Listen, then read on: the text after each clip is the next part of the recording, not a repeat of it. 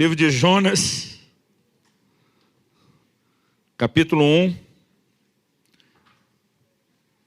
E nós vamos ler dos versículos 1 a 3, inicialmente. Logo depois da leitura desse texto, nós vamos passar para um texto do Novo Testamento, mas deixa marcadinho esse texto de Jonas, que nós vamos voltar depois. Jonas, capítulo 1, de 1 a 3.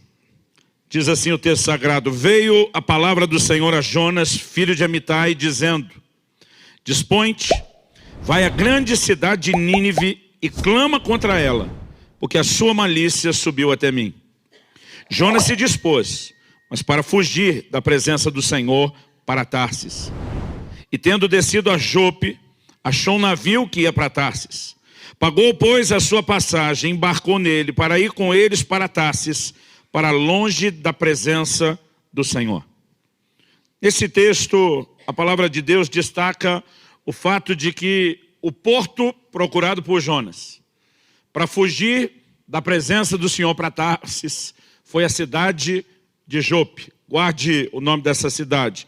Vá comigo para o livro de Atos dos Apóstolos, no capítulo 9, e nos versículos 42 e 43.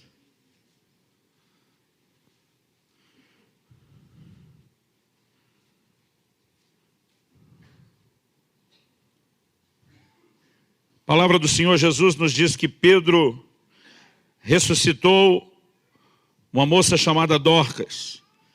E o versículo diz, no versículo 42, diz isso, já no finalzinho do capítulo: Isso se tornou conhecido por toda Jope, e muitos creram no Senhor.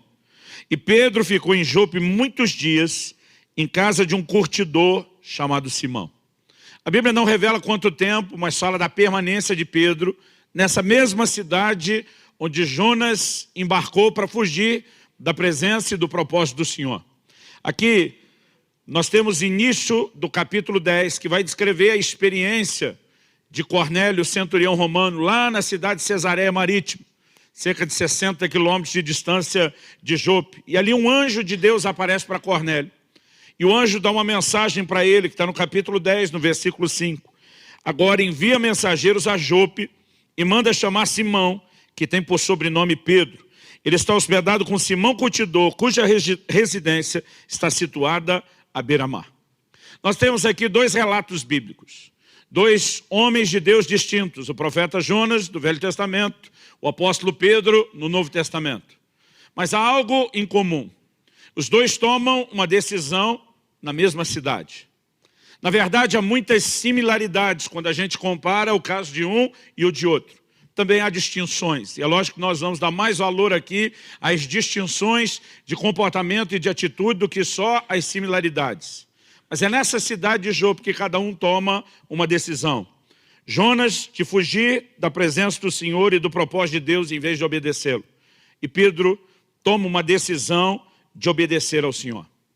É no cenário dessa cidade que eu quero criar essa comparação entre essas duas histórias e apresentar para você uma história importante, ou um princípio bíblico importante relacionado à obediência. Obediência não é um assunto periférico, não é um assunto sem importância nas Escrituras. Aliás, nós precisamos entender o quão relacionado ele está com aquilo que de mais importante a palavra de Deus apresenta.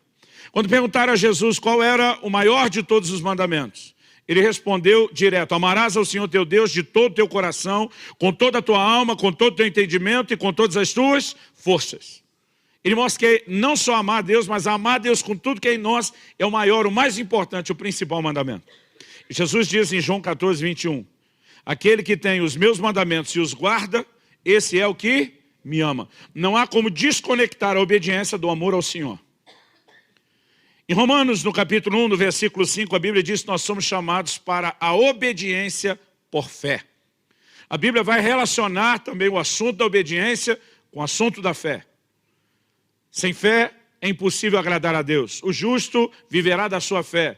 Quando você conecta a obediência, ao amor ao Senhor, à fé, não tem como dizer que isso pode ficar à margem ou ser um assunto periférico. Ele é central, ele é vital, é crucial. Você considera que a adoração é um assunto importante? Eu também.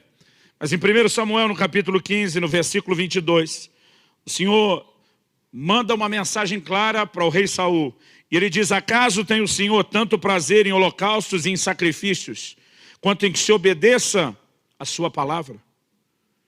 A Bíblia diz: eis que o obedecer é melhor do que o sacrificar. Em outros lugares, Deus fala claramente a respeito do assunto. Jeremias, usado por Deus, diz: quando eu tirei vocês da terra do Egito, eu não falei nada a princípio acerca de sacrifícios. Mas o que eu pedi de vocês no Monte Sinai foi que vocês me obedecessem. Deus está dizendo: antes mesmo de vocês pensarem em oferecer algum tipo de culto, eu espero, antes da adoração, eu espero obediência.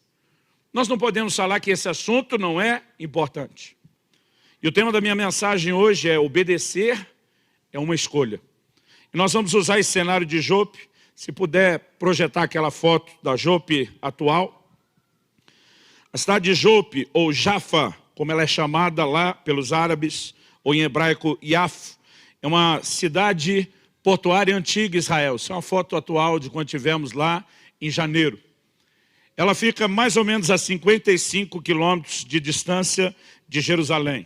Na verdade, a partir de 1950, Jaffa foi incorporada a Tel Aviv, a capital, que hoje é chamada Tel Aviv-Yafo. Ela faz parte do cenário bíblico e, volta e meia, o destaque está para a questão de uma cidade portuária.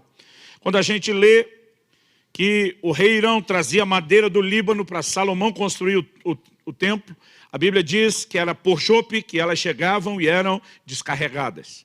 E é nesse cenário dessa cidade que nós temos a escolha de um homem de Deus e a escolha de outro homem de Deus. Nesse lugar, Jonas surgiu do propósito de Deus. Nesse lugar, o apóstolo Pedro decidiu obedecê-lo. E a verdade é que não importa onde você está, o que importa são as suas escolhas e as suas atitudes. Não importa o que você passa e o que você enfrenta. Normalmente o que distingue um homem de Deus, até mesmo de outro homem de Deus, são suas escolhas, são suas atitudes. O que fez um acertar e o que fez outro errar. Eu quero falar de algumas características de cada um. Depois nós vamos apresentar o que eu mencionei antes, as similaridades e as distinções. Para só depois entrar realmente no cerne do que eu quero trabalhar. Que não é apenas a obediência, mas onde ela se encaixa dentro dos processos da vida cristã e da maneira como a nossa fé deveria funcionar. Quando a gente lê o livro de Jonas, uma das primeiras coisas que a gente percebe é que Jonas, ele discordou de Deus a respeito do assunto dos ninivitas. A cidade de Nínive era a capital da Assíria, e a Síria, por muito pouco, não se tornou o que Babilônia veio se tornar logo depois, o primeiro império de proporção mundial. A Síria, ela conquistou muitos povos, muitos reinos. Senaqueribe, rei da Síria, quem vai zombar do rei Ezequias, dizendo: você acha que o Deus de vocês vai livrar vocês das minhas mãos? Nenhum dos deuses dos povos e das nações que eu conquistei conseguiram isso. Mas nesse processo de conquista, e os assírios foram grandes conquistadores daquele tempo e daquela época, eles se tornaram conhecidos pela sua extrema crueldade. Eles passaram muitas vezes a ser rotulados como a referência de verdadeiros pecadores. E quando Deus fala com Jonas dizendo: eu quero que você vá e anuncie a mensagem, era uma mensagem de arrependimento. Era uma mensagem de arrependimento que poderia parar um juízo da parte de Deus e livrá-los de perecerem. E de alguma forma Jonas parece discordar de Deus. Quase como quem diz: essa turma tem que perecer mesmo, tem que ir tudo para o inferno, ponto final.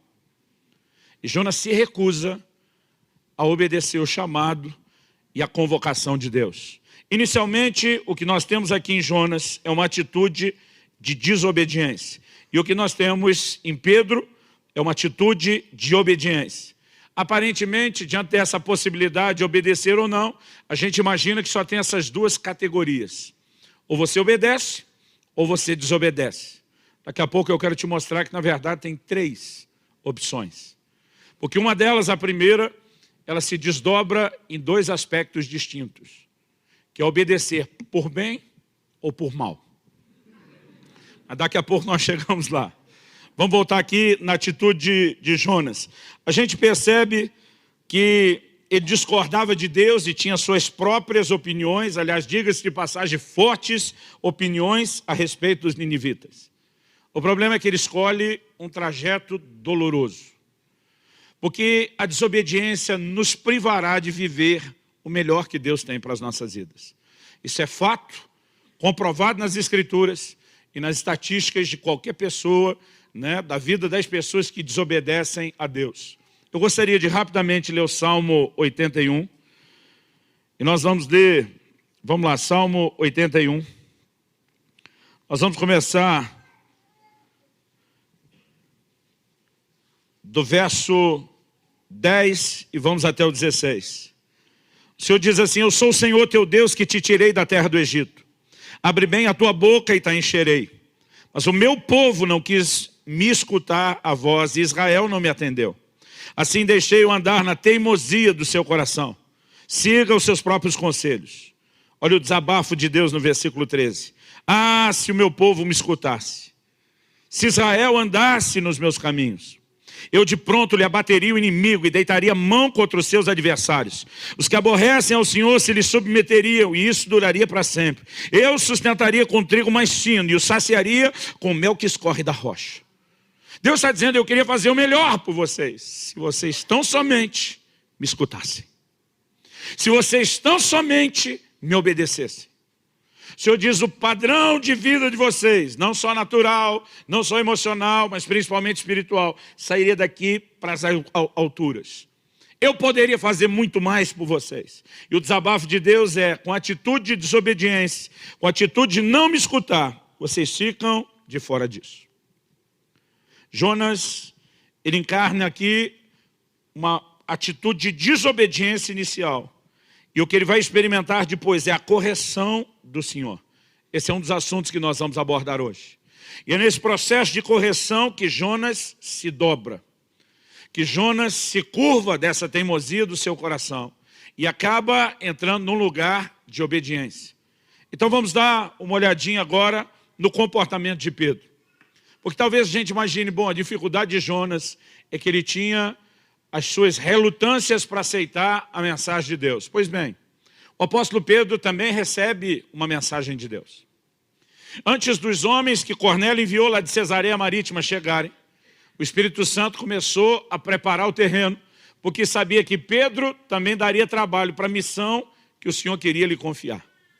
O capítulo 10 do livro de Atos é marcante na história da igreja, porque é o momento onde definitivamente a porta da salvação se abre aos gentios.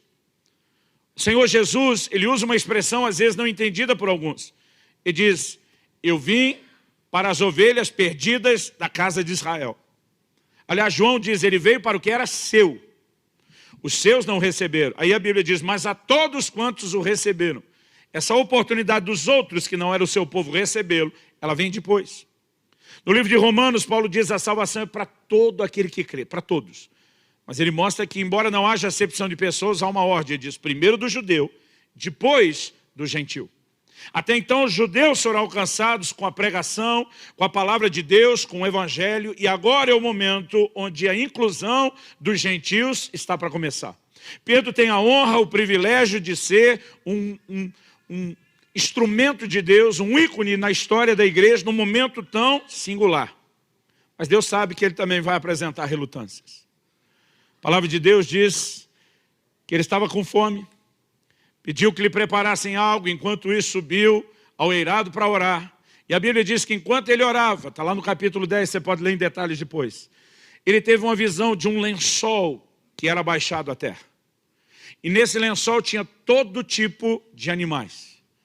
E uma voz, que ele sabia ser a voz divina, numa experiência que ele sabia ser de Deus, diz: Pedro, levanta, mata e come. Aliás, uma visão interessante para quem está com fome, esperando que prepare a comida. Mas no momento que Deus fala isso, a resposta de Pedro é: de modo nenhum, Senhor. Ele não tem dúvida que é o Senhor falando. Mas ele diz: de modo nenhum. Basicamente, ele está dizendo para Deus: nem você vai me fazer isso que está sendo pedido. Irmão, é assustadora a reação de Pedro. No entanto, nós precisamos compreender que há um pano de fundo por trás disso. A lei de Moisés determinava quais eram os animais puros para o consumo, quais eram os impuros. Ele, como um bom judeu, obediente à lei, dizia, eu não posso ultrapassar esse limite e comer. Aí a voz respondia, não chame você de impuro aquilo que Deus purificou. A Bíblia diz que essa experiência aconteceu por 3 vezes. Pedro sabe que, embora a visão seja muito clara e nítida, a ordem não é literal para comer esse tipo de alimento. E tanto o versículo 17 como o versículo 19 diz que Pedro, perplexo, meditava, querendo entender qual seria o significado da visão. Enquanto ele está tentando entender a visão, que o Espírito Santo fala com ele no versículo 20 de Atos 10. Dá uma conferida aí comigo. A Bíblia diz que o Senhor fala com ele da seguinte forma, da seguinte maneira. Ele diz, alguns homens estão aí à porta, procurando por você. E o Senhor diz, vai com eles, nada duvidando. Levanta-te, pois, desce e vai com eles, nada duvidando, porque eu os enviei. É quando ele chega na casa de Cornélio que ele vai entender a visão. Porque logo que ele chega, ele diz, eu sou um judeu, vocês são gentios. Gentios eram todos os outros não judeus. Ele diz, a mim não me é permitido. Esse não é permitido, não era só um costume, era a ordem, era a lei de Moisés. A mim não me é permitido ter contato, comer junto, me hospedar na casa de um gentio. Mas ele diz, antes de me chamar, eu tive uma visão. E Deus dizia, não chame de impuro aquilo que Deus purificou. E é como se dissesse, a ficha caiu. Eu entendo exatamente o que é que Deus estava dizendo. Que eu não devo ter um preconceito para com vocês. E eu devo entrar e proclamar o Evangelho. Irmão, o que Pedro fez chocava tanto o costume dos judeus, que Atos 11 diz que quando ele volta para Jerusalém, não são os irmãos quaisquer. A Bíblia diz que os apóstolos, os presbíteros, a diretoria toda está reunida esperando Pedro chegar.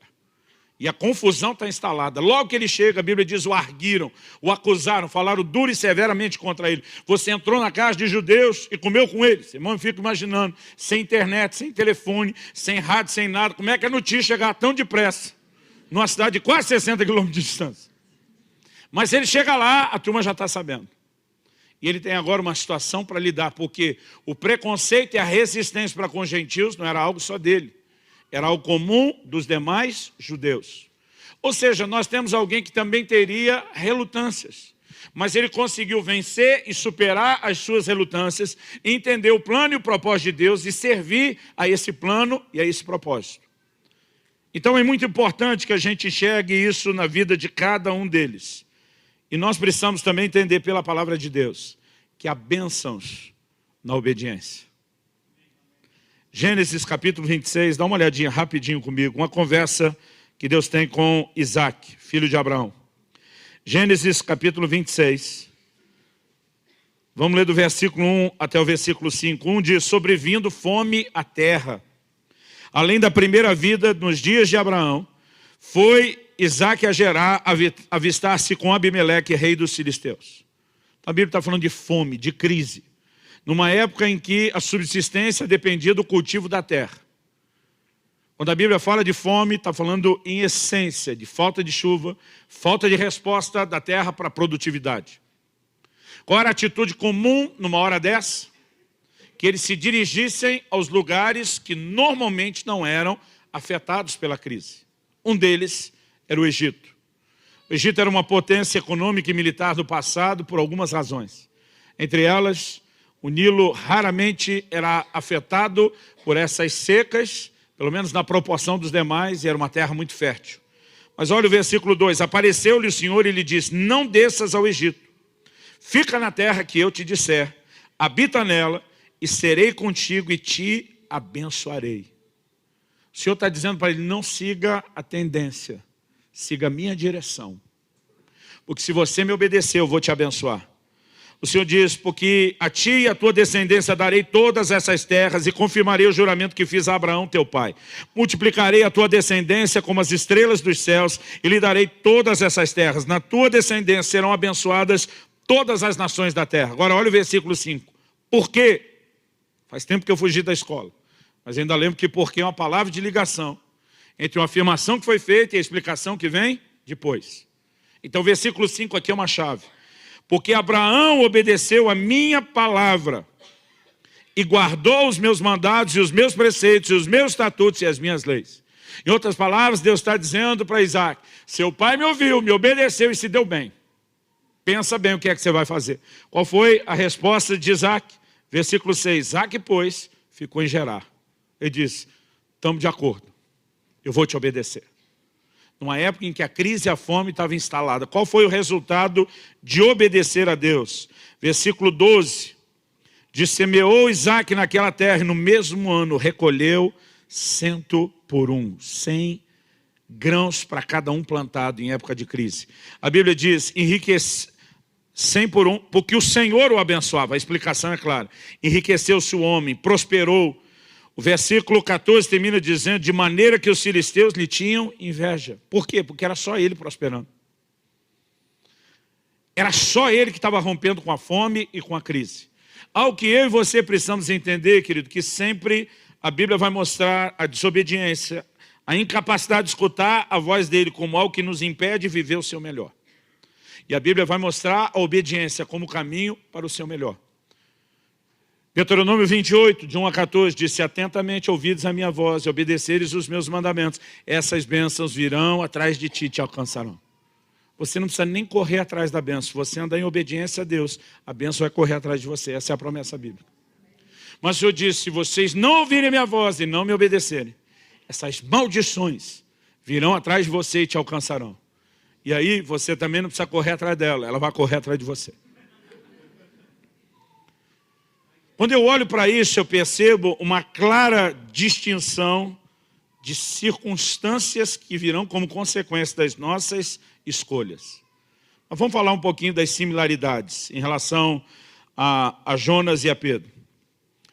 Ambos receberam uma palavra de Deus. Ambos tinham uma missão de anunciar a palavra e levar o que podemos, figuradamente falando de Jonas, aplicar, levar a salvação para outros. Os dois tinham motivo para relutar o comando divino. Existia o que nós podemos chamar aqui de um certo preconceito ou resistência da parte de cada um. Jonas com os ninivitas, Pedro com os gentios. Isso é algo que eles têm em comum, além do lugar onde estavam. E no resultado final, ambos viram um avivamento. Jonas vê uma cidade se arrepender profundamente e ser poupada por Deus. O que diz, o livro de Jonas lhe causou um profundo desgosto, porque ele não queria que a mensagem tivesse funcionado. E quando Pedro chega na casa de Cornélio, não só a salvação para todo mundo, mas o Espírito de Deus cai, é derramado sobre todos eles. O resultado é o mesmo, avivamento. Isso poderia levar alguém a dizer, mas pastor, no final não deu tudo certo. Eu quero te mostrar que embora o chamado seja o mesmo e o resultado seja o mesmo, o processo de cada um foi completamente diferente. Jonas começa desobedecendo. E Deus dá a chance dele entrar na obediência. Porque ele não entrou na obediência voluntária, ele entrou naquela quase coercitiva, quase compulsória. Mas quando a gente olha, e nós vamos ler a história de Jonas um pouquinho mais agora, nós vamos descobrir que Jonas sofreu com as circunstâncias até que obedecesse. E Pedro começou obedecendo. Ele não só não sofreu, como o pouco que surgiu em decorrência da sua obediência. Em Atos 11, quando tem aquela confusão com a liderança, há uma intervenção de Deus e todo mundo se apaziguou. Então a verdade é que os dois têm muitas similaridades, desde o chamado até o resultado, mas o processo é completamente distinto. E aqui eu quero que a gente possa analisar os processos. Vamos dar um pulinho de volta lá no livro de Jonas, no capítulo 1. Nós lemos do 1 ao 4, do 1 ao 3, então vamos ler agora Jonas 1, a partir do versículo 4. Ele comprou a sua passagem. Aliás, eu me lembro de alguns anos atrás, o apóstolo Glaucio Coraiola esteve aqui conosco, numa das primeiras edições do caso Zadok. Eu me lembro de uma mensagem que ele pregou.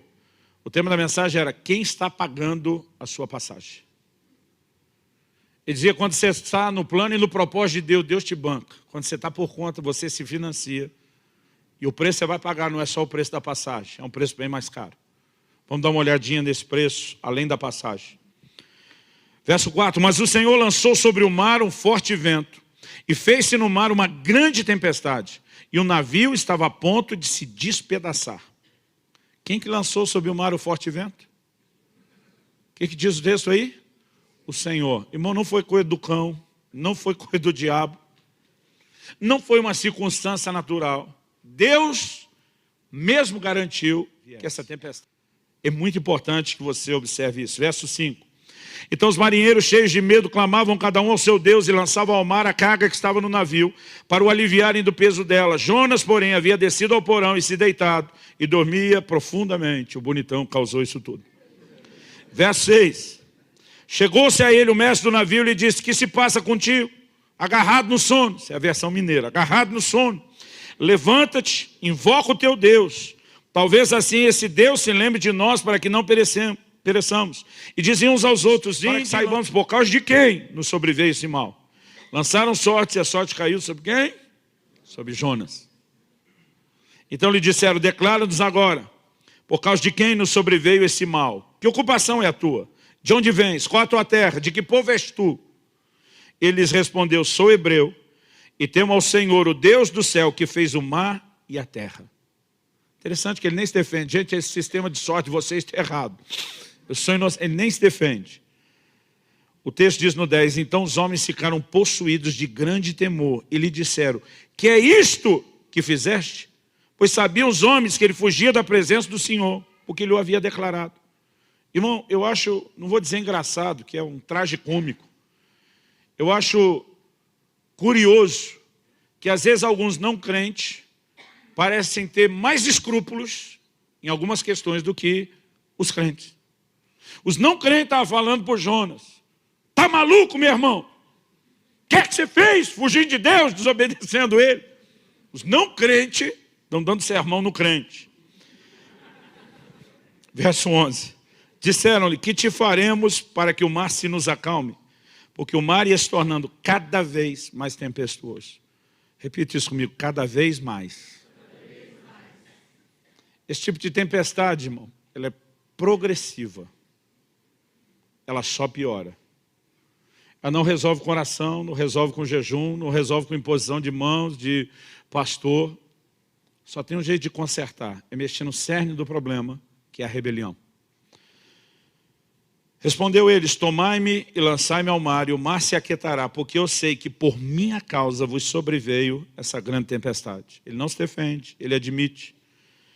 Entretanto, os homens remavam, esforçando-se por alcançar a terra, mas não podiam, porque o mar ia se tornando cada vez mais tempestuoso contra eles.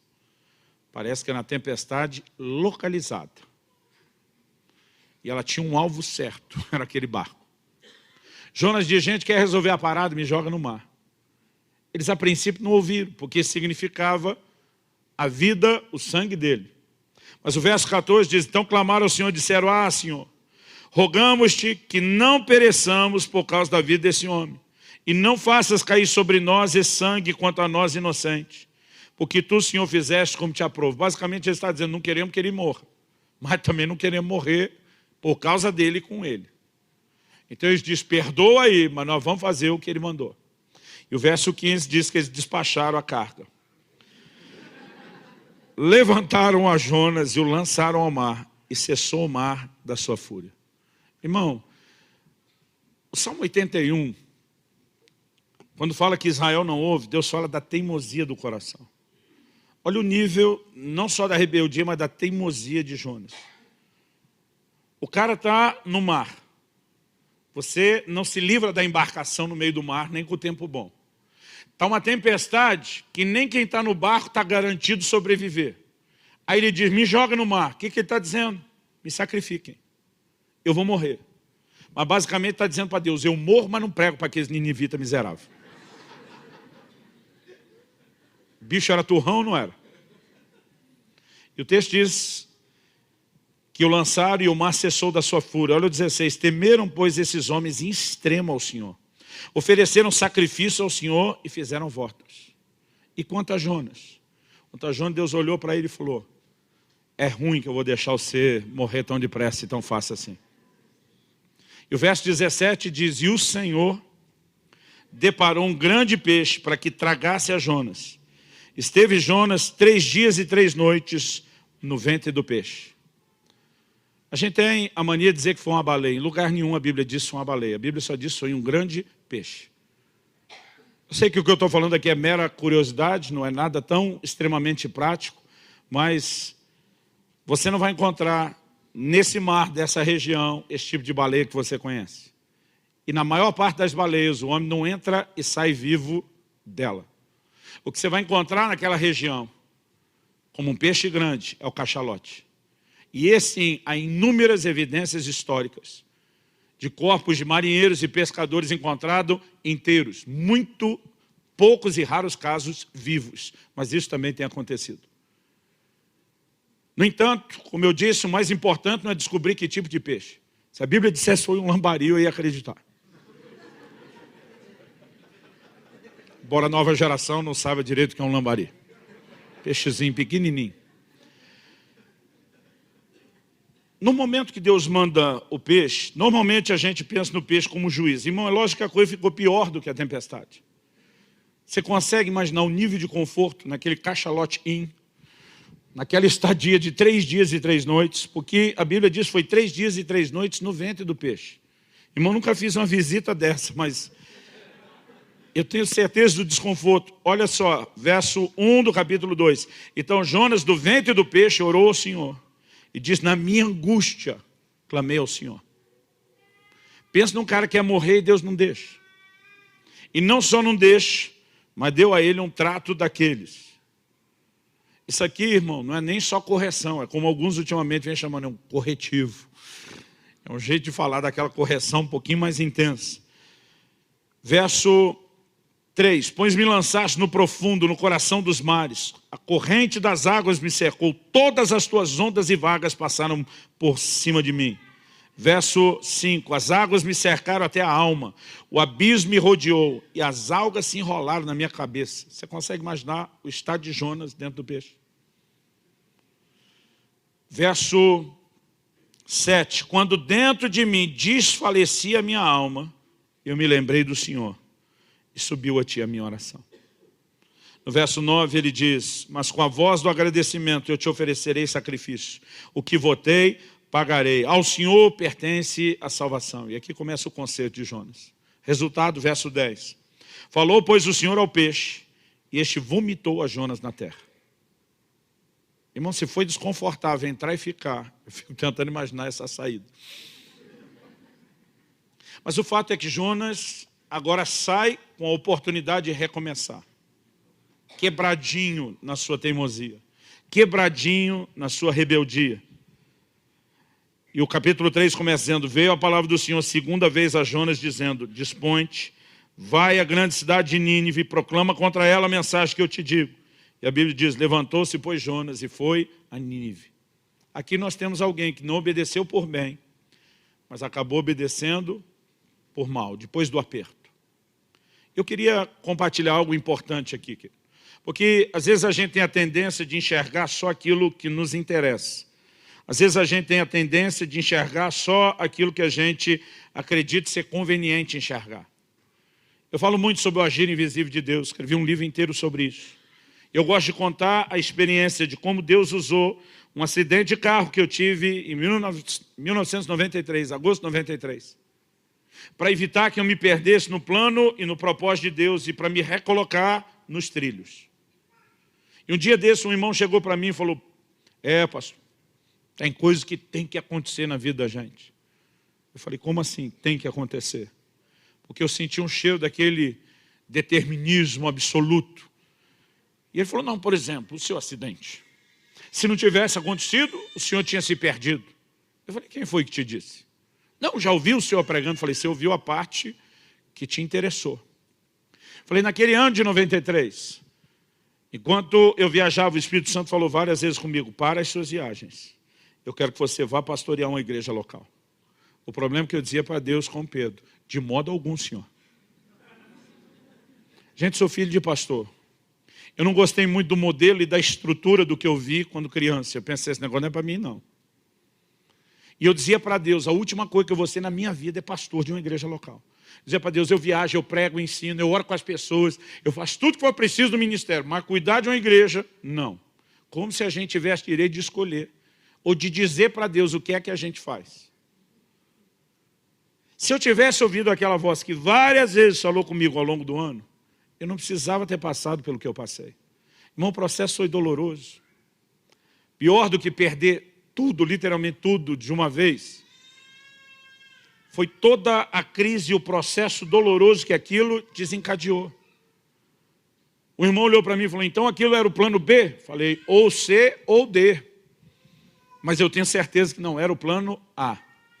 Eu quero te mostrar que Deus é bondoso e nos corrige até quando a gente endurece o jogo. Ele, antes de deixar a gente estacionar no lugar da desobediência, ele não vai aceitar um não como resposta tão fácil. Ele vai lutar por mim e por você. E é algo que eu e você precisamos entender ao falar de obediência, que obediência é algo que se aprende. Hebreus 5:8, falando do próprio Cristo, falando de Jesus, diz que ele, embora fosse filho, aprendeu a obediência pelas coisas que sofreu. Irmão, se Jesus, que era Jesus, precisou aprender a obediência, você acha que eu e você já nascemos sabendo?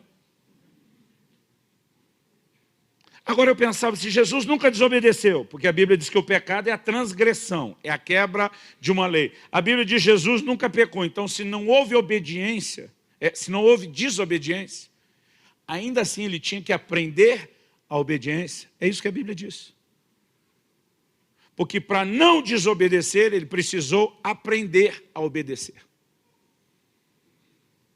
E pensa uma coisa que me dava um conflito. Mas eu quero te mostrar algo interessante em Filipenses, no capítulo 2. Olha comigo lá.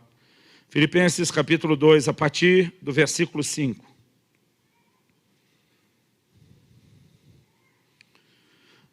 A Bíblia diz, tende em vós o mesmo sentimento que houve também em Cristo Jesus. Pois ele, subsistindo em forma de Deus, não teve por usurpação o ser igual a Deus. Antes a si mesmo se esvaziou, assumindo a forma de servo, tornando-se em semelhança de homens, e reconhecido em figura humana, a si mesmo se humilhou, tornando-se obediente até a morte e morte de cruz. A Bíblia diz, subsistindo na forma de Deus, o que ele sempre foi, desde uma eternidade sem fim. Há um momento onde ele decide esvaziar-se, onde ele se despe da sua glória de atributos exclusivos pertencentes à divindade e diz, eu vou assumir a forma humana. E aparentemente ele não tem nenhum problema para tomar essa decisão de como Deus se esvaziar e assumir a forma humana. Mas é quando ele assume a forma humana que ele tem que aprender a obediência. Porque ele vai encontrar nesse corpo e estrutura humana uma colisão de vontades. Você lembra quando no Getsemane ele diz, Pai, se possível, passe de mim esse cálice. Cálice normalmente era algo usado na própria linguagem de Jesus, no resto da Bíblia, para falar de sofrimento. O que é que Jesus está dizendo? É como se ele estivesse dizendo, meu Pai Celeste, se tiver um plano B, uma outra opção de não encarar a cruz, de não passar por uma morte, um sacrifício tão doloroso, eu estou aberto a reconsiderar. Mas ele diz, todavia seja feita não a minha, mas a sua vontade. Ele externa, minha vontade parece estar colidindo com a sua, mas eu quero que a sua prevaleça. E sujeitar a nossa vontade à vontade de Deus envolve sofrimento. Não é um sofrimento físico, mas é algo interior. Nós vamos descobrir algo dentro de nós que tem a tendência de querer lutar contra aquilo que Deus propõe e determina. E olha que Jesus não tinha a natureza com a qual eu e você nascemos. Mas ele teve que aprender a obediência. Isso significa o quê, querido? Que isso é algo que eu e você também precisamos dar atenção, também precisamos entender e também precisamos aprender. Qual é a razão de tanta relutância da nossa parte?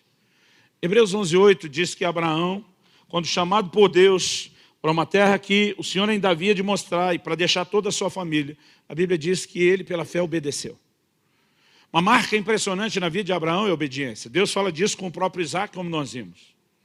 Mas obedecer nesse nível, irmão, de deixar a parentela, Eu não vou dizer que não é doído, eu passei por isso aos 18 anos de idade, quando Deus me mandou deixar a casa dos meus pais e vim para o Paraná. Eu vou dizer que, embora seja doído, certamente não foi o que de mais doído Abraão passou. Para mim, o que de mais doído ele passou, está descrito lá em Hebreus, no capítulo 11, vai lá comigo. Hebreus, capítulo 11, dos versículos 17 até o 19. A Escritura Sagrada diz assim: pela fé Abraão, quando posto à prova, ofereceu Isaque. Estava mesmo para sacrificar o seu unigênito, aquele que acolheu alegremente as promessas. Guarda essa frase também. Acolheu a quem se tinha dito: Isaque será chamado a tua descendência. Porque considerou que Deus era poderoso até para ressuscitá-lo dentre os mortos, de onde também figuradamente o recobrou. Não vamos pensar qual é o motivo da nossa relutância. Por que Jonas relutou em obedecer a Deus? Basicamente, é como se ele dissesse para Deus: o Senhor está errado a respeito dos ninivitas. É muita presunção achar que quem sabe é a gente e não Deus. Quando Pedro começa a dizer: de modo algum, Senhor, qual é a reação interior? Eu não sei o que eles pensaram, irmão. Eu vou te dizer o que talvez eu pensaria, tentando me colocar no lugar deles. Ia dizer: Deus, bateu alguma bipolaridade em você? O Senhor mandou não comer os animais, eu obedeço. Agora o Senhor manda comer os animais. Se eu te obedecer agora, estou te desobedecendo antes. Se eu continuar te obedecendo antes, estou desobedecendo agora. Confuso esse negócio. Agora Deus chega para Abraão e fala: Abraão, Gênesis 22 diz assim: pega o seu filho, seu único filho, o filho a quem você ama. Irmão, olha essa progressão de frase, parece que é só para tornar mais difícil. Teu filho, o filho único, o filho que você ama. Depois que lembrou de todas as importâncias, diz: agora leve e sacrifica o menino. O que é sacrificar, irmão? Era matar o bichinho. Agora, faz sentido? Em primeiro lugar, Deus proibiu o sacrifício humano na Escritura. Em segundo, o Abraão não podia ter filho, chegou aos 75 anos de idade, incapacitado, e Deus começa a dar promessa: eu vou fazer um milagre. E para não deixar dúvida que era Deus, esperou 25 anos. Quando o velhinho está com 100 anos de idade, Deus diz: agora eu vou fazer um milagre, para você ter certeza que fui eu. E agora Deus dá um milagre para Abraão, um filho. E não bastasse o milagre, ele começa a fazer promessas: em Isaque será chamada a tua descendência. Eu vou fazer algo na sua linhagem que vai transbordar para a terra toda. Vocês vão ver todas as nações ser abençoadas por causa da família de vocês. A Bíblia diz que ele acolheu alegremente as promessas. Ele começa a sonhar com o futuro, com a posteridade, com a obra de Deus na terra. Agora Deus diz: pega o menino do milagre que você não podia ter, foi eu que dei. Pega o menino em quem eu prometi que tudo vai acontecer e mata ele. Irmão, não sei você. O sentimento de: Deus, o Senhor está batendo bem das ideias. O sentimento surge. Irmão, não fique com medo, não estou falando mal de Deus, não. Eu estou aqui para defender que Ele é fiel, Ele é justo, Ele não erra. Eu estou falando do nosso sentimento. Agora, onde se manifesta a fé de Abraão? A Bíblia diz que Abraão cria que Deus podia ressuscitar seu filho dos mortos. O que Abraão entendeu? Se tem alguém que não erra, é Deus. Se o que ele está pedindo parece uma maluquice, não me interessa, não sou eu que estou na posição de julgar Deus, ou de dizer para Deus como é que Ele faz as coisas, porque às vezes nós queremos assumir esse lugar. O livro de Romanos diz: pode por acaso o barro dizer ao oleiro como é que ele deve fazer? Foi essa a tentativa primeiro dos amigos de Jó atacando ele, depois do Jó questionando Deus. Quando chega no capítulo 38, Deus dá uma carteirada de Deus na cara de Jó. E diz: onde estavas tu quando eu lançava os fundamentos da terra? E aí Deus começa a falar de coisas extraordinárias da criação e diz: me explica isso, disserta sobre isso, vamos conversar com isso para ver se você mantém o nível. O que é que Deus está tentando dizer para Jó? Quem é que entende esse negócio? Sou eu. Não tem ninguém melhor do que eu para estar gerenciando todas as coisas. Muitas vezes nós não conseguimos simplesmente entender a base desse relacionamento com Deus. Ele é perfeito, Ele é completo, Ele é absoluto em si mesmo, Ele não erra. E Abraão está dizendo: parece maluquice ele querer matar um menino, que é o filho da promessa, que é o filho do milagre, em quem tudo vai cumprir. Parece, mas se mandou matar, ele deve ter alguma saída para isso. Ele vai arrestar o menino, ele vai fazer alguma coisa, mas é impossível que Deus se contradiga, é impossível que Deus minta. Essa é a fé de Abraão. E não é à toa que ele é chamado de o pai da fé. Porque a fé, querido, se apoia no caráter de Deus. O problema é que às vezes nós não percebemos que essa relutância é um questionamento do caráter.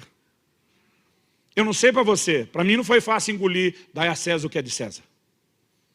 Eu dizia, Deus, o senhor tem certeza? Onde é que o senhor está com a cabeça quando mandou a gente dar a César o que é de César? E Deus, César é endemoniado. César perseguiu a igreja. César tentou destruir tudo que é teu. César rouba, César desvia, César desperdiça mais em má gestão do que o que rouba e desvia para bancar os seus prazeres, sua vida suntuosa. Eu tenho certeza. E o pior é que César, irmão, de geração em geração, continua o mesmo até hoje. Muda de César, mas não muda o jeito de César de ser. Aí eu digo, o senhor quer que a gente dê para o César. Ele está roubando a gente. Está sangrando nossa carteira, nossa conta corrente. E o senhor está pensando mais nele do que em nós? Como eu disse domingo passado, outro dia alguém me questionou o perdão. Falou, pastor, o perdão não é justo. O que ele está dizendo? Que Deus é injusto quando mandou perdoar. O perdão não é justo. A pessoa machuca a minha vida, arrebenta comigo, e agora eu tenho que dar misericórdia. Não é justo. Eu lembro que eu falei para essa pessoa, e quem foi que disse que Deus estava pensando no outro quando te mandou perdoar? É você que tem que se desprender dessa prisão. É você que tem que sair desse lugar de amargura e ressentimento. Mas nossa visão é muito pequena, é muito incompleta. Pastor, o senhor está defendendo César? Não, Deus vai julgar o César. Ele vai responder a Deus. A Bíblia diz que toda autoridade é estabelecida por Deus. Ele tem que responder para Deus. Agora, quando eu decido, e o erro de um não justifica o erro de outro. Muitas vezes a gente tenta esconder atrás do erro de César para dizer, eu tenho direito de sonegar. Jesus tem uma conversa com Pedro. E ele dá a entender, Pedro, se a gente for pensar bem, os filhos da terra são isentos. Sabe o que Jesus está dizendo? Tem uma brecha na lei que a gente podia até escapar. Mas ele diz para que não os escandalizemos. E diz, nós nem vamos discutir, nós vamos pagar. E lidar com esse questionamento, irmão, para mim foi difícil. Até que eu cheguei a um ponto de dizer, eu não entendo, mas o Senhor tem razão. E seja qual for o motivo do Senhor ter determinado isso, eu vou fazer por causa de você. E toda vez que eu pago imposto, digo, Deus, é por causa de você, não é por causa do César. Mas sabe, nós vamos encontrar, irmão, essa relutância. Agora, o que é que está por trás disso? Sem que a gente perceba, é um questionamento da justiça de Deus. Ou, em outras palavras, do caráter de Deus. E a fé, ela precisa se apoiar no caráter de Deus. Num Deus que é justo, num Deus que não falha. Quem está entendendo, diga amém. Agora, vamos voltar no assunto que eu falei de obedecer por bem ou por mal. É lógico que Deus não vai violar o livre-arbítrio e não vai obrigar alguém a obedecer. Mas numa reação inicial de desobediência, Deus sempre vai tentar trazer a correção. Eu quero falar um pouquinho da correção. Não dá para falar de obediência sem falar de fé. Não dá para falar de obediência sem falar de correção para quem desobedece. E não dá para falar de correção sem falar do amor de Deus. Apocalipse capítulo 3, verso 19. Vamos rapidinho lá. Apocalipse 3, 19. O Senhor diz, eu repreendo e disciplino a quantos amo. Repreensão e disciplina são expressões do amor de Deus. Você pode dizer amém? Amém. Agora vá comigo para Hebreus, capítulo 12. E vamos ler a partir do versículo 5. O texto diz, estais esquecidos da exortação que, como a filhos, discorre convosco. Filho meu, não menospreza a correção que vem do Senhor. Tem correção que vem do Senhor? Claro que sim. E ela não pode ser menosprezada. Nem desmaies quando por ele és reprovado. Que intensidade é essa para dizer não desmaia? Verso 6. Porque o Senhor corrige a quem ama e açoita todo filho a quem recebe. Quem que ele corrige? A quem? Ama. Disciplina é um ato de amor. Todo pai que se importa, disciplina. Todo pai que se importa, e aqui estou falando de pai e mãe, corrige. Versículo 7, é para a disciplina que perseverais. Deus vos trata como a filhos, pois que filho há que o pai não corrige? Mas se estáis sem correção, da qual todos se têm tornado participantes, logo sois bastardos e não filhos. Além disso, tínhamos os nossos pais, segundo a carne, que nos corrigiam e os respeitávamos. Não havemos de estar em muito maior submissão ao Pai espiritual, e então viveremos? Pois eles nos corrigiam por pouco tempo, segundo melhor lhes parecia.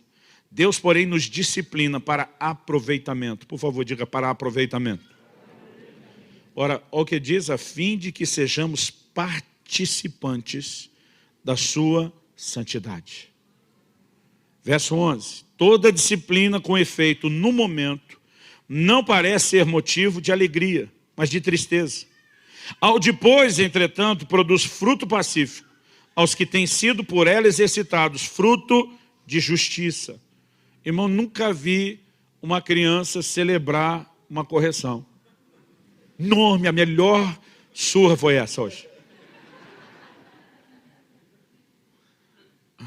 No início é motivo de tristeza. A alegria vem depois, bem lá na frente. Mas o texto diz o seguinte, 12. Por isso, reestabelecei as mãos descaídas e os joelhos trôpegos. Um joelho trôpego pode ser só o cara cansado. A mão descaída é mais do que cansaço, é desânimo. Eu lembro de uma situação, já contei isso outro dia, que eu estava tão desanimado, que eu brinco que eu andava quase que nem orangotango. Né? Você parece ficar todo desconjuntado. E diz, reestabelecei os joelhos trôpegos e as mãos cansadas, e fazei caminhos retos para os pés, para que não se extravie o que é manco, antes seja curado. Ele está falando de alguém que não só não pode sair do caminho, como enquanto trilha o caminho vai ser corrigido. Eu gosto dessa expressão aqui, o que é manco. Eu sinceramente não sei se a analogia é essa, mas para uma ovelha que costumava extraviar, escapar do rebanho, o pastor tinha um bom corretivo ou correção. Ele quebrava a perna da ovelha. Ela não podia andar, ele carregava ela por um tempo. Mas pensa num negócio que funcionava. A bichinha entendia o quanto custava se afastar.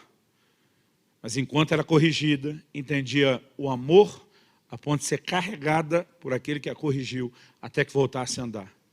Às vezes eu fico pensando se esse do que é manco ser curado, não é eu e você dando uma mancadinha depois de Deus ter quebrado as patinhas nossas, até que a coisa se conserte plenamente. Há um processo inquestionável de disciplina e correção.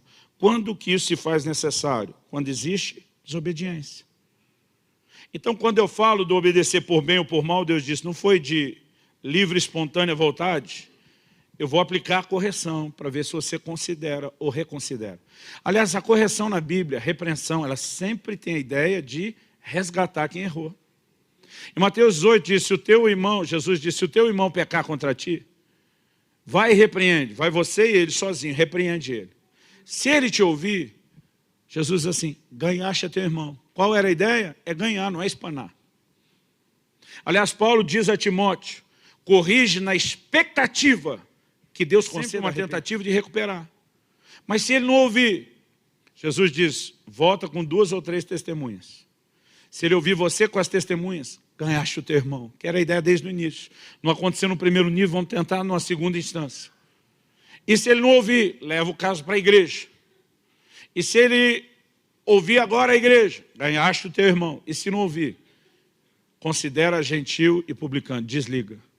Há um momento onde o mais alto nível de disciplina pode ser aplicado, que é desligar alguém da nossa comunhão.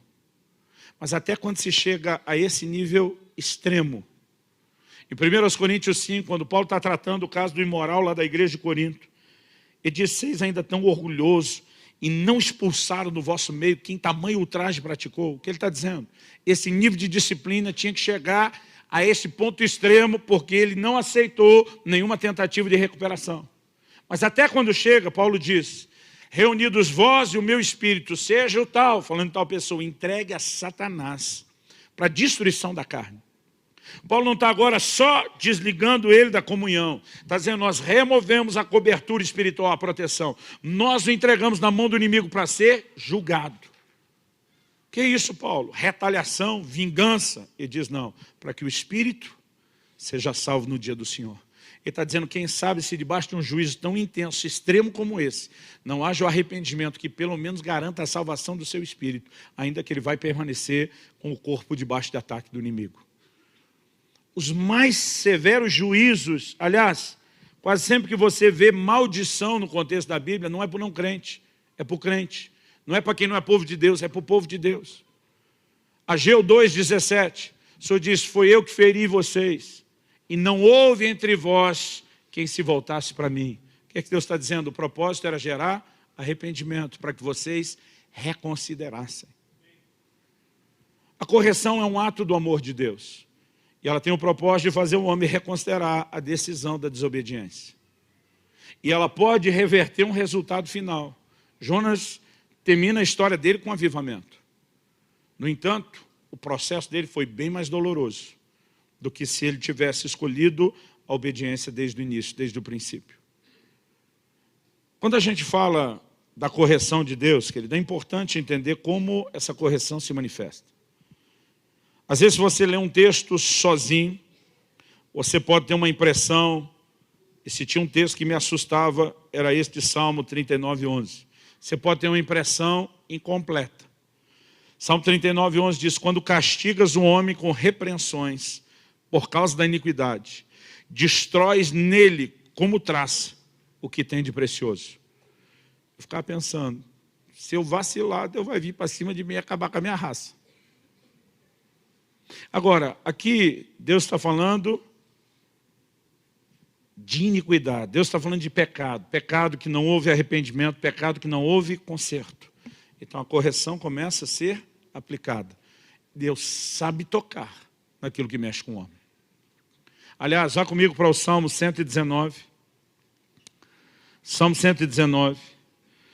O versículo que eu quero destacar é o 67, mas nós vamos ler do 66 ao 68, para formar aí uma ideia maior. Ele diz assim, ensina-me bom juízo e conhecimento, pois creio nos teus mandamentos. Olha o 67, antes de ser afligido, andava errado, mas agora guardo a tua palavra. Antes de ser afligido, de passar por aflições, eu andava errado. Desobedeci, saí do caminho. Mas quando o Senhor trouxe a correção, ou como diriam alguns, para falar da intensidade, o corretivo, quando o Senhor trouxe a correção, algo mudou e diz, agora, depois da aflição, eu guardo a tua palavra. Verso 68, tu és bom e fazes o bem, ensina-me os teus decretos. Ele começa falando de um respeito à palavra. Ele fala da aflição que veio por desobedecer a palavra. Mas agora ele começa a destacar, o Senhor é bom. Sabe o que ele está dizendo?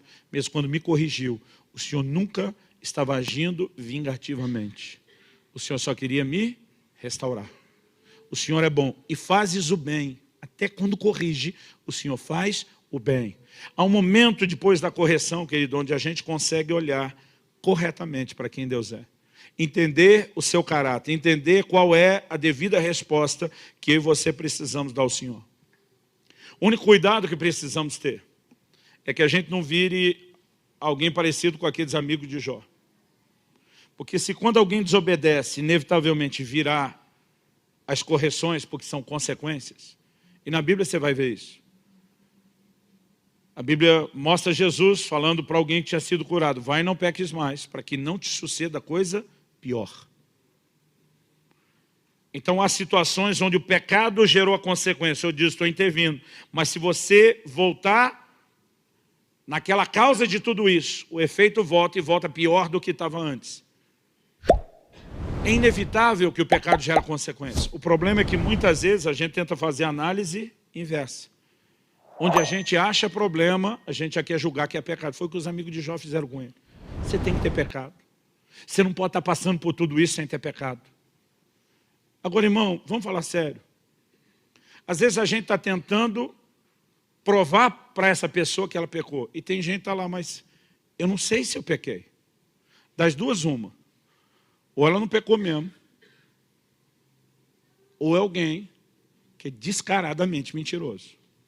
Não tem outra opção, além dessas duas. Por quê, querido? Não tem como você pecar e não saber que pecou. Não, devo ter pecado sem querer, distraído. Mas se pequei, não lembro. Como que alguém desobedece e não sabe que desobedeceu? A gente sabe quando a gente não está dando a César o que é de César e está dando a sonegada. Não é o tipo de coisa que, não sei. Outro dia um falou para mim, pedir para o meu contador não me falar nada, assim eu estou na ignorância. Eu falei, não, você não sabe o tamanho do pecado, você sabe que você contratou ele para te ajudar a pecar. Não, não vou perdoar. Não, mas Deus te mandou perdoar, o perdão não é opção. Deus não falou, olha, se um dia você acordar sentindo bem-humorado, de boa vontade, perdoa. É uma ordem. O não cumprimento da ordem é desobediência. Não tem como a gente dizer que não sabe. Agora, há algumas pessoas que já estão tão endurecidas pelo engano do pecado, diz a Bíblia, que ele deixou de enxergar atualmente o que enxergava no passado e não quis.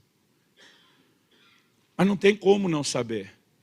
Agora, a Bíblia não diz que eu tenho que examinar a sua vida. Na hora da ceia, a Bíblia diz, examine-se o homem a si mesmo. Quem tem que descobrir se pecou é você, criatura.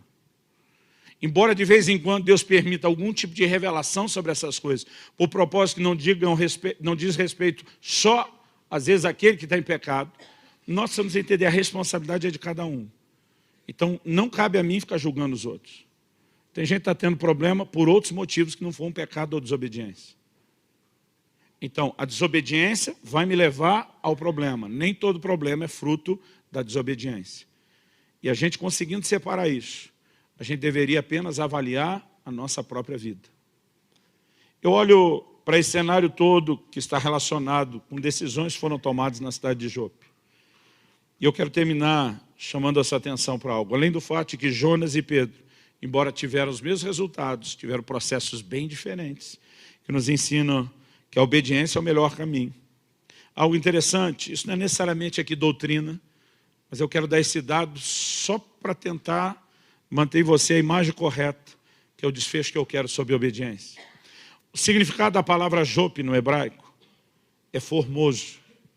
Acredita-se que esse nome foi dado à cidade por causa do brilho do sol que refletia nos seus edifícios. A verdade é que eu quero pegar só esse significado de Jope, que é o lugar onde cada um tomou a decisão, e pedir que você tente terminar guardando isso na sua mente. Uma das coisas que mais chamam a atenção de Deus, nós podemos dizer que é formoso, é algo precioso aos seus olhos, é a disposição do homem de andar em obediência. Lembrando 1 Samuel 15, 22, e agora eu vou citar o 23, antes eu li o 22. Acaso tem o Senhor tanto prazer em holocaustos e sacrifícios, quanto em que se obedeça a sua palavra? A obediência é melhor do que o sacrifício, e a submissão é melhor do que a gordura de carneiros, pois a rebelião é como o pecado de feitiçaria, e a arrogância como o mal da idolatria. Eu estava agora na Ásia, e uma coisa que me revoltou principalmente na Tailândia, a quantidade de ídolos e altares que você vê em todos os lugares. Eu me lembrei de quando a Bíblia diz que Paulo, em Atenas, seu espírito se revoltava. Tem coisa que deixa a gente indignado. Às vezes você olha para alguém envolvido na feitiçaria e no oculto, e você pensa, meu Deus, é muita cegueira. Só que a gente consegue se indignar vendo isso na vida de outros, mas aceitar na nossa vida a rebelião, a voz de Deus, sem entender que Deus está dizendo que você está tão estragado quanto. Você está tão feio na fita quanto. Rebelião é como pecado de feitiçaria. Deus está dizendo, a sua incapacidade de se submeter te coloca no mesmo lugar de quem está praticando a idolatria. Isso precisa trazer peso ao nosso coração e a forma como nós mensuramos o relacionamento com Deus. Há momentos, querido, que nós vamos viver as nossas versões dessa resistência. Quando Deus dizia para mim, eu quero que você pare tudo, vá pastorear, me parecia aquele sentimento que eu falei, da bipolaridade. Falei, Deus, estou te entendendo. Desde a minha adolescência, o Senhor me chamou, e o Senhor deixou claro que o chamado envolvia correr a minha nação toda e por muitas nações. Eu não vou parar. Porque aquilo parecia contraditório. A experiência que eu fui ter lá na frente foi entender por que Deus queria me parar naquele momento, não para sempre.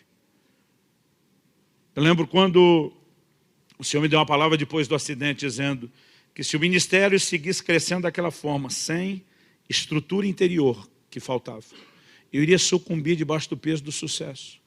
Eu lembro que o Senhor disse, Satanás queria pará-lo porque o via como uma ameaça, mas ele precisava me parar para não me perder, para me poupar.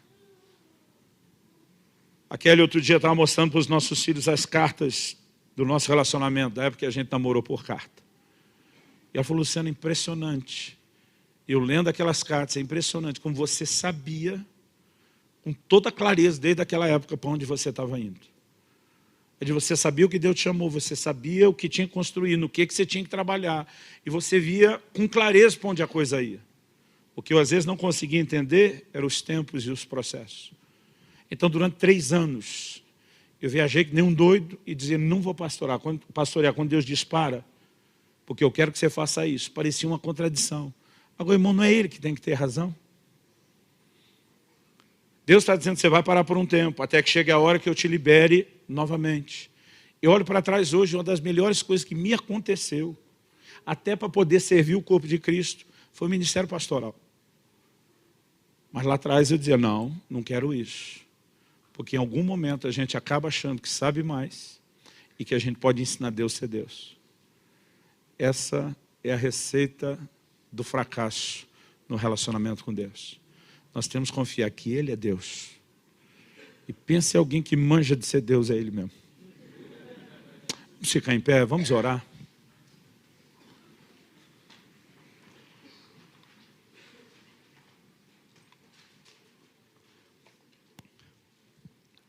Senhor, Tua palavra foi anunciada, foi compartilhada.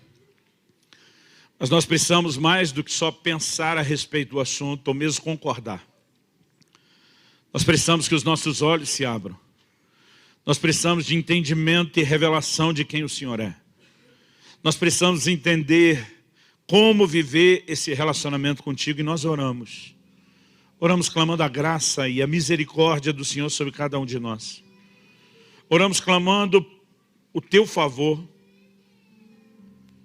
Eu oro que para aqueles que já têm feito escolhas firmes, claras, práticas a respeito da obediência, que isso se consolide ainda mais e que eles aprendam cada vez mais a obediência.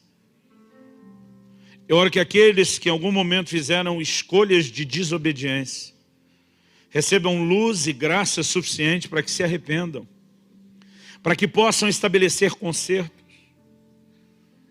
Alguns de nós, apesar de termos a oportunidade de consertar, iremos ter um processo talvez um pouco mais doloroso por não ter escolhido o correto antes, mas ainda podemos ter os mesmos resultados.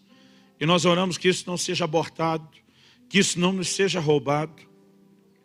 Ajuda-nos, Senhor.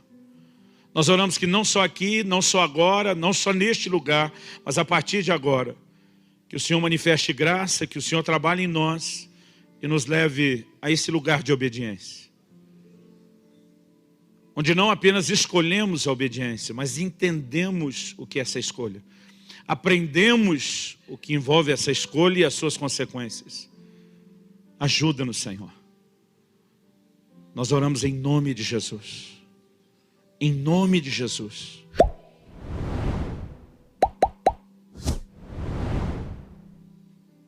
Queremos conhecer esse lugar de sujeição profunda, de morte para nós mesmos e para a nossa própria vontade, de rendição e sujeição completa para o nosso próprio bem, para que não sejamos nós ouvindo o Teu desabafo. Ah, quem dera se o meu povo me ouvisse. Nós queremos Te ouvir, Senhor, e nós queremos obedecer a Sua voz.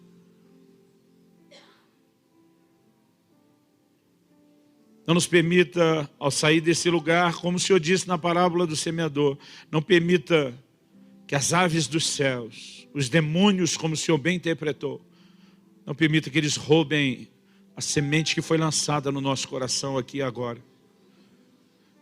Que ela seja devidamente cultivada, regada pelo Senhor, para que produza os seus frutos. Nós oramos em nome de Jesus. Se você crê e concorda, diga amém.